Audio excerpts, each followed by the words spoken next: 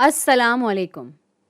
ہم آج کل کے تمام جدید وقت سے تعلق رکھنے والے لوگ سیلز کی خصوصیات اور ان کے وجود کو کوئی خاص اہمیت نہیں دیتے، اور خاص کر کے اس بات کو کہ تمام جاندار اور ہم انسان بھی بہت سارے سیل سے ہی بنے ہوئے ہیں۔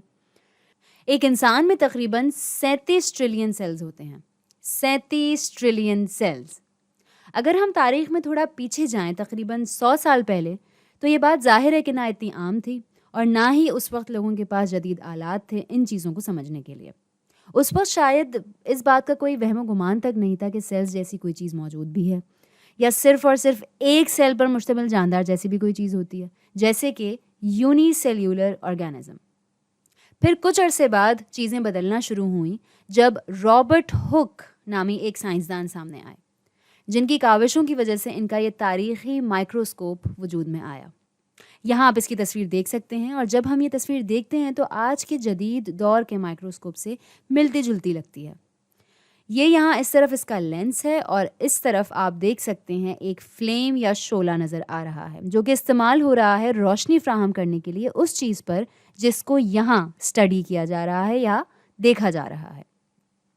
1665 یعنی کہ 1665 میں رابرٹ ہک نے مائکروگرافیا نامی ایک کتاب شائع کی، جس میں انہوں نے ان چیزوں کے بارے میں بتایا جو کہ انہوں نے مائکروسکوپ کے ذریعے دریافت کی۔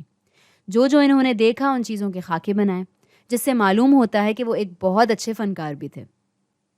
جب انہوں نے یہ چیزیں دریافت کرنے کا سلسلہ شروع کیا تو انہوں نے پسو اور جوؤں جیسی چیزیں دیکھیں، اور صرف یہی نہیں بلکہ اس کے ساتھ ساتھ ایک پتا بھی دیکھا، اور اس پتے میں ان کو نہایت چھوٹے چھوٹے خانوں کی طرح کچھ سیلز دکھائی دیے، جن کو آج کارک سیلز کہا جاتا ہے۔ جب انہوں نے یہ چھوٹے چھوٹے خانے جیسی چیزیں دریافت کی تو ان کو یہ بالکل ان کمروں جیسے لگے جہاں راہب یا مونکس رہتے ہیں، اور جنہیں سیلز کہا جاتا ہے، اور یہیں سے یہ لفظ نکلا، اور ان کی کتاب میں سیلز کا لفظ اسی لیے پایا جاتا ہے۔ بس افسوس کی بات یہ ہے کہ رابرٹ ہک خود تو بہت اچھے خاکے بنایا کرتے تھے، مگر آج ان کی اپنی کوئی تصویر موجود نہیں ہے۔ خیر، تو رابرٹ ہک نے جہاں یہ ساری چیزیں دریافت کیں اور نام رکھے، وہیں آج ہمیں پتہ چلتا ہے کہ وہ اپنے مائکروسکوپ میں دراصل سیلز کو نہیں بلکہ ایک مرے ہوئے خلیوں کے مجمع کو دیکھ رہے تھے، جسے ہم بایولوجی میں ڈیڈ ٹیشوز کہتے ہیں۔ Dead tissues. وہ دراصل ایک سیل کی دیوار اور اس کی باقیات کو دیکھ رہے تھے، بجائے اس کے کہ اس سیل کی گہرائی اور اس میں موجود چیزیں دیکھتے، کیونکہ ظاہر ہے اس وقت سائنس نے اتنی ترقی نہیں کی تھی کہ وہ اتنا کچھ گہرائی میں دیکھ پاتے۔ اب ہم تھوڑا اور آگے چلتے ہیں تاریخ میں۔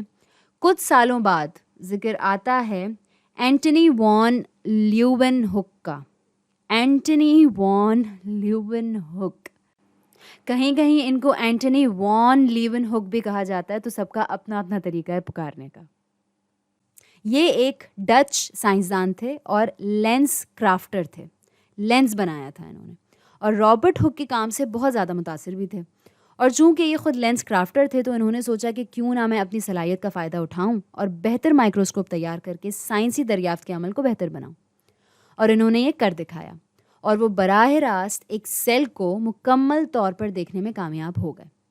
انہوں نے یونی سیلیولر یعنی ایک سیل والی جاندار چیزوں کو دیکھا، انہوں نے اسپرم سیل کو دیکھا، انہوں نے پروٹسٹس کو دیکھا جو کہ یونی سیلیولر یوکیریوٹس ہوتے ہیں اور یونی سیلیولر جانور جیسے لگتے ہیں، تو انہوں نے ان کا نام رکھ دیا اینیمل کیولز۔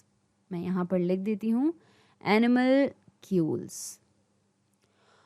اور ان کو دیکھ کر اس بات کا احساس ہوا کہ اتنے چھوٹے پیمانے پر بھی زندگی موجود ہے، لیکن اس وقت بھی جدید سیل تھیوری کو سمجھنے میں تقریباً 100 اور سال تھے۔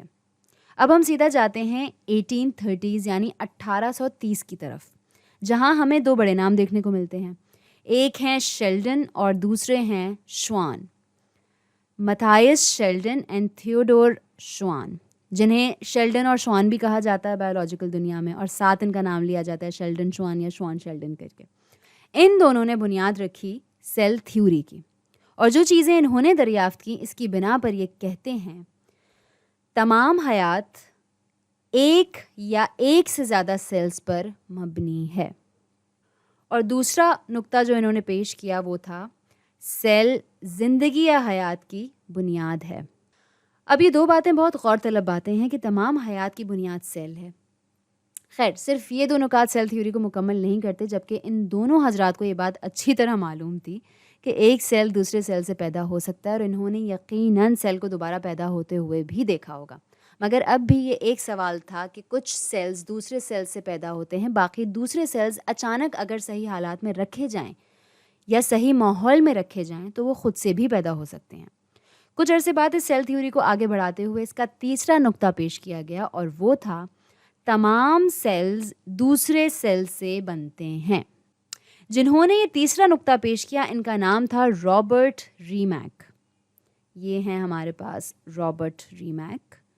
لیکن کبھی کبھی کہا جاتا ہے کہ یہ جو بھائی صاحب برابر میں ہیں، روڈولف ورکاؤ بھی کہتے ہیں کچھ لوگ، کچھ ورچاؤ بھی کہتے ہیں، سب اپنی اپنی طرح پکارتے ہیں، انہوں نے یہ تیسرا نقطہ پیش کیا تھا۔ لیکن یہ بھی کہا جاتا ہے کہ ورکاؤ نے رابرٹ ریمیک کے مضامین چوری کیے تھے۔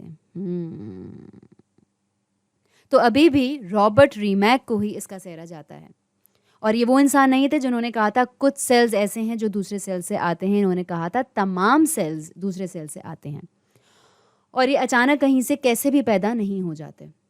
اب جب بھی ہم آج کی جدید سیل تھیوری کی بات کرتے ہیں اور اس نقطے کو پڑھتے ہیں کہ سارے سیلز دوسرے سیل سے آتے ہیں، تو خود بخود یہ سوال کھڑا ہوتا ہے ذہن میں کہ دنیا میں کہیں نہ کوئی پہلا سیل یا پروٹو سیل تو موجود ہوگا ہی، اور اس بات کو لے کر بھی کہیں کوئی ٹھوس ثبوت موجود نہیں ہے۔ لیکن اگر ہم تاریخ میں تھوڑا پیچھے جائیں تو ہمیں یہ پتہ ضرور چلتا ہے کہ زندگی کا ارتقاء کیسے ہوا۔ ہمیں لگتا ہے کہ سیلز کا ابھرنا تقریباً 3.5 ارب سال پہلے ہوا، لیکن یہ کسی کو بھی نہیں پتا کہ وہ کیسے ابھرے، لیکن اس کے بارے میں مختلف نظریات ہیں۔ مثال کے طور پر ہمارے پاس بہت سی ایسی ویڈیوز ہیں فاسفولپڈس پر، جس سے پتہ چلتا ہے کہ فاسفولپڈس قدرتی طور پر پیدا کرتی ہیں بائی لیئرز، اور ساتھ ساتھ گول جھلیاں یعنی کہ اسفیریکل میمبرین بھی، جس کے اندر یہ فاسفولپڈ بائی لیئر بنتی ہے، اور یہ ایک ایسی چیز ہے جو اچانک سے خود وجود میں آ جاتی ہے۔ اور اس کے بارے میں کچھ نظریات یہ بھی ہیں کہ شاید اس وقت سیلز میں خود ساختہ طور پر ایسے پروٹینز موجود ہوں یا RNA مالیکیولز ہوں جو خود سے ہل جل کر وجود میں آ جاتے ہوں۔ اس وقت کے ماحولیاتی حالات یا قوت کے حالات دیکھتے ہوئے بدلتے بدلتے اتنے لمبے عرصے میں آج کے جدید سیلز کی طرح کے بن گئے ہوں۔ یہ آج بھی ایک بہت بڑا سوال ہے، اور آج بھی اس پر تحقیق جاری ہے۔